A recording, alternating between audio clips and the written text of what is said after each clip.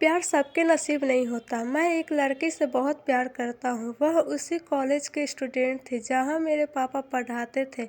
यूँ तो मैंने उसे कई बार देखा था, लेकिन एक बार वह मेरे सपनों में आकर कुछ ऐसी यादें दे गई कि आज भी मैं उसी सपने में जीना चाहता हूँ।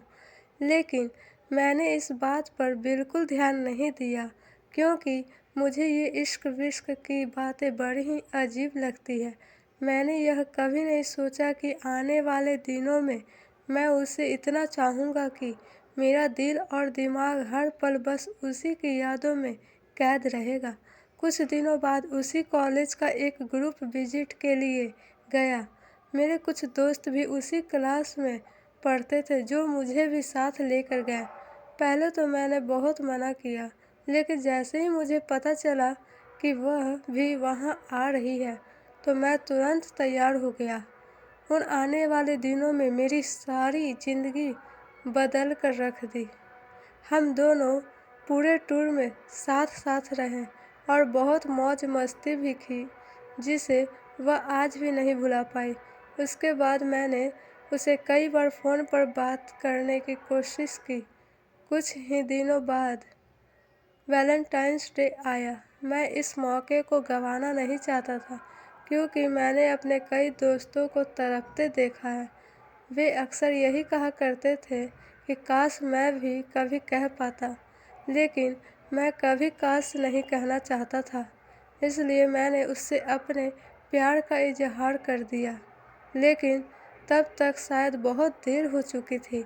मुझे पता चला कि वह किसी और को चाहती थी और वह लड़का भी उससे बहुत प्यार करता था। मैंने उसके लिए कॉलेज में एक गाना भी गाया था, जिसे मैं आज तक नहीं भूल पाया हूँ।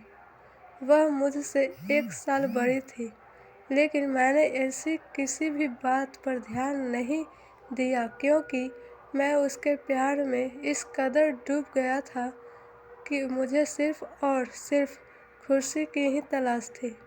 मैं कभी नहीं भूल सकता, क्योंकि यह साल मेरी ज़िंदगी का सबसे खूबसूरत साल बन गया।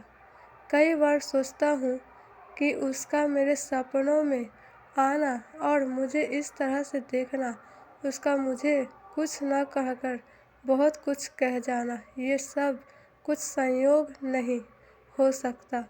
बात जनवरी 2005 की है। राज और मेरी मुलाकात बस में हुई थी।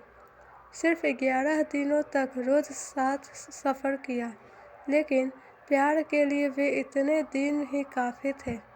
उसने जॉब छोड़ दिया और हमारा मिलना केवल 5 मिनट ही हो पाता था, लेकिन मोबाइल काम आया और हम एक दूसरे के टच में रहे। बाद में मैंने अपनी मम्मी को भी बता दिया और हमारे रिश्ते के लिए वह राज़ी भी हो गई, लेकिन शायद हमारे नसीब में ही कुछ और था। मुझे ब्रेन ट्यूमर का अटैक पड़ा और उसने कभी मुड़ कर नहीं देखा। मैं उससे आखिरी बार मिला था, और वह भी सिर्फ 5 मिनट के लिए। उसके बाद ही उसने मुझे छोड़ दिया।